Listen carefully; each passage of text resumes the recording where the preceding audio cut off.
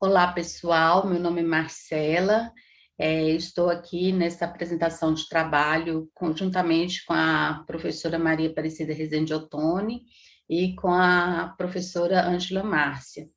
O título do nosso trabalho é o ensino remoto no contexto da pandemia da Covid-19, a articulação de textos, de vozes e de discursos na Folha de São Paulo e na Carta Capital. Então, na verdade, esse trabalho é um recorte de dois projetos de pesquisa, um é financiado pela FAPEMIG e outro pela CNPq, e todos coordenados pela professora Maria Aparecida Rezende Ottoni. E esses projetos, né, focalizam no campo da análise de discurso crítica e no campo mais amplo da linguística aplicada, um tratamento discursivo na mídia jornalística, eletrônica, da temática da pandemia da Covid-19.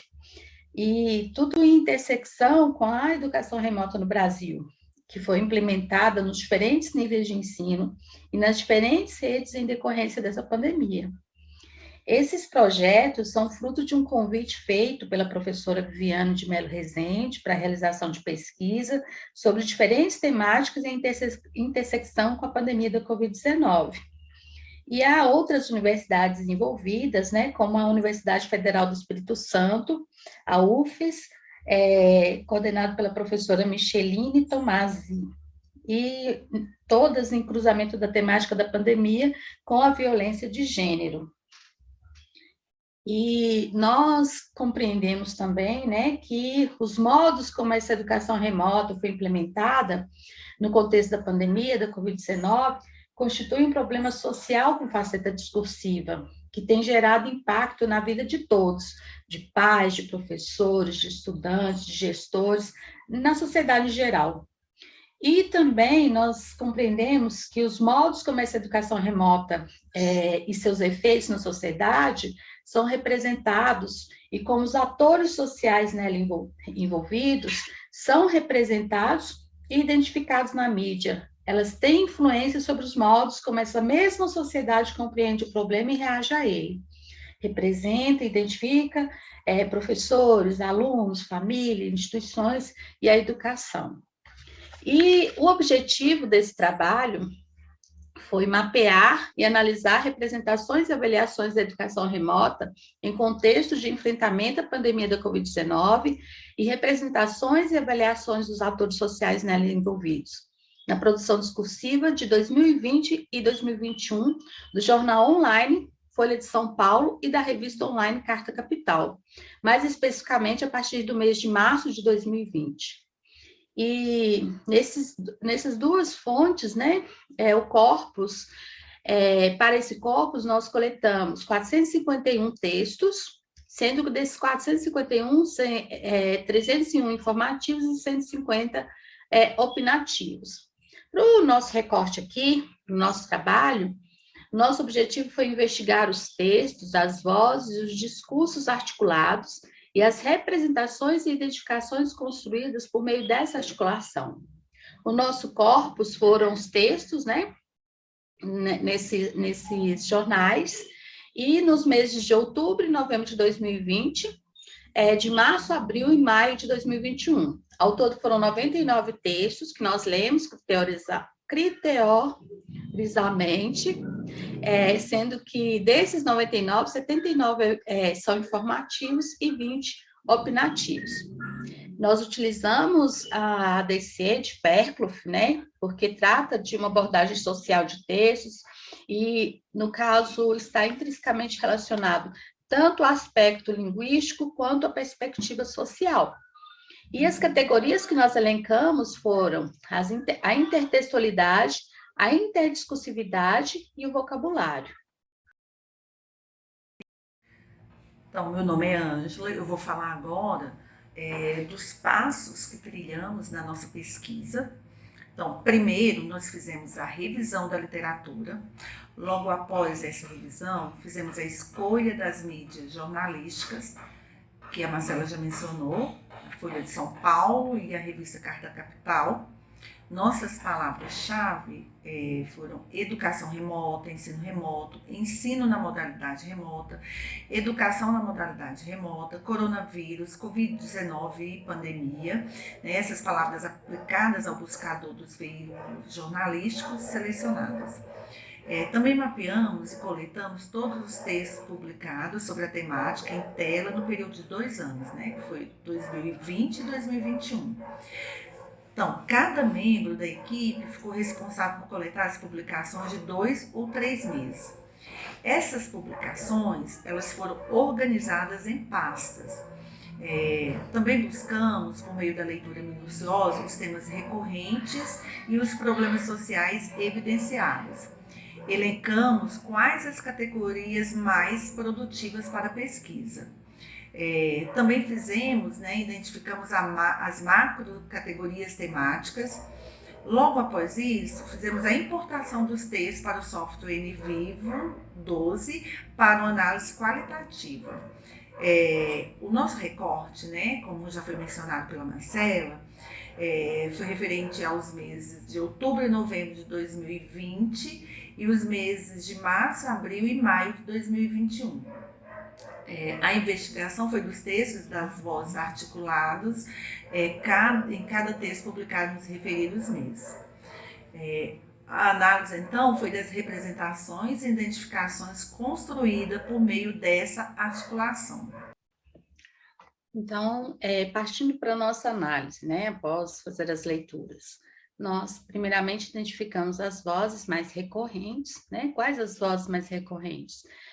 Estudantes, diretores, representantes do governo, né, e do Poder Legislativo, especialistas, como pesquisadores, especialistas da educação e etc., pais e responsáveis, professores e também a própria voz dos jornalistas.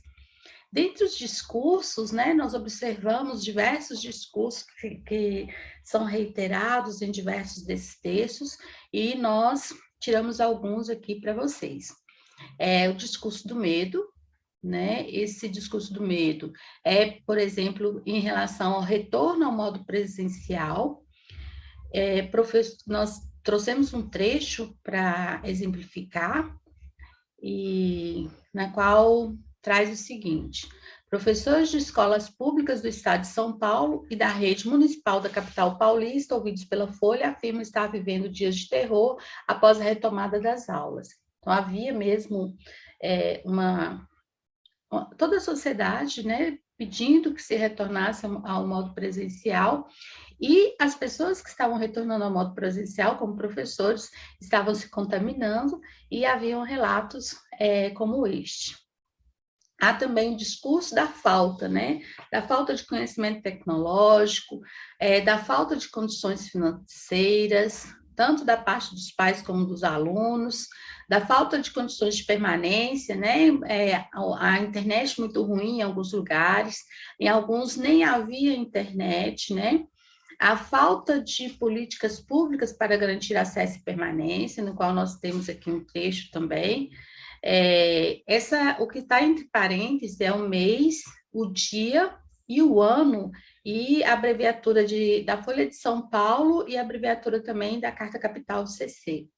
Então, aqui nesse trechinho nós temos sobre as políticas públicas. Ao longo de 2020, dirigentes educacionais e especialistas cobraram do MEC, Ministério da Educação, uma atuação mais significativa de apoio às redes para a manutenção das aulas.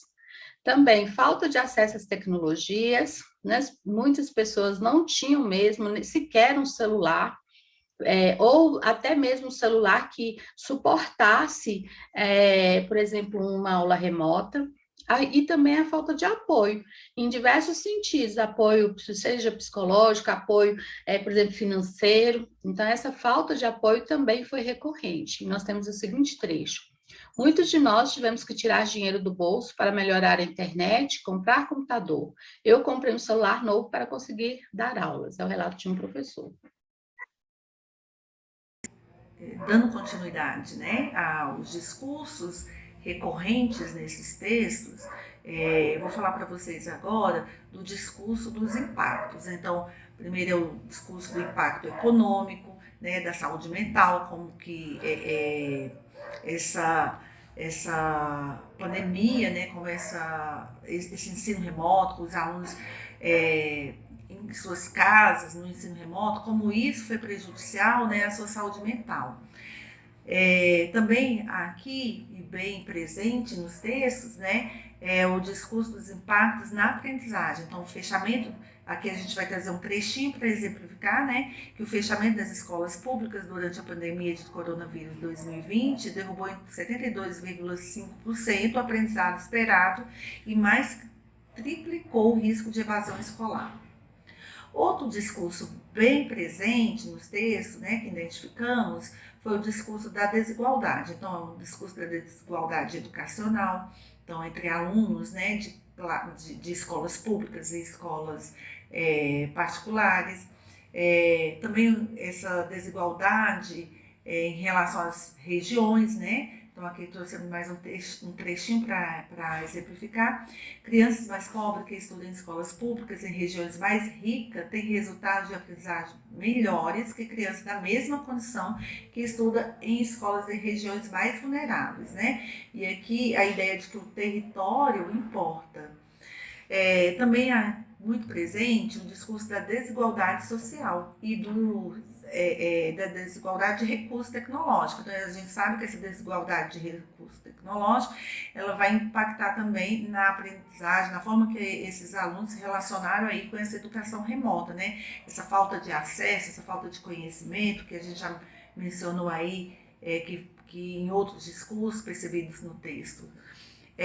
Também há muito presente o discurso do fracasso. E aí, nesse caso, é o fracasso do ensino remoto, mostrando que esse ensino remoto ele foi ineficiente, né? E para isso a gente trouxe um trechinho aqui também da Carta Capital. A própria Seduc São Paulo se encarregou de divulgar nos últimos dias que 500 mil estudantes da rede da rede estadual, 15% dos matriculados não entregaram nenhuma atividade durante todos os meses de oferta remota, o que nos faz supor que a situação de boa parte dos outros alunos seja, no mínimo, periclitante. Então, aqui a gente percebe esse discurso, né, mostrando que esse ensino remoto ele não aconteceu de forma igual e homogênea para todos os alunos. Então, muitos alunos ficaram de fora, foram negligenciados durante esse processo, né, de aprendizagem do ensino remoto. E também, né, diante de tudo isso, dessas vozes que aparecem, desses discursos, quais as representações que nós percebemos que estavam mais latentes? É a representação dos professores como despreparados e letrados digitalmente, eles não estavam preparados para esse contexto de pandemia, né? Mas não só os professores, também os alunos, também a sociedade como um todo, mas nestes textos parecia que os professores estavam, de fato, iletrados digitalmente, ou seja, não eram capazes de manusear as diversas tecnologias e também conseguir efetivamente ensinar de maneira que, do outro lado da tela, esse aluno aprendesse. Também a representação de que o ensino remoto foi um fracasso como um todo, a representação de que as escolas públicas estavam despreparadas para o ensino híbrido. E a conclusão que nós tivemos, é uma conclusão, claro que parcial, que o projeto ainda está acontecendo, é que nós ainda estamos investigando, é que há um apagamento do professor, exatamente por ele ser representado como despreparado, mas esse apagamento tem a ver também com essa nossa cultura, que não tem a valorização da educação como deveria ser. E também nós percebemos que há uma ausência de políticas públicas como um todo. O Estado ele não aparece, e isso trouxe consequências. A seguir, nós temos as nossas referências, né, as principais delas, e agradecemos a todos pela atenção.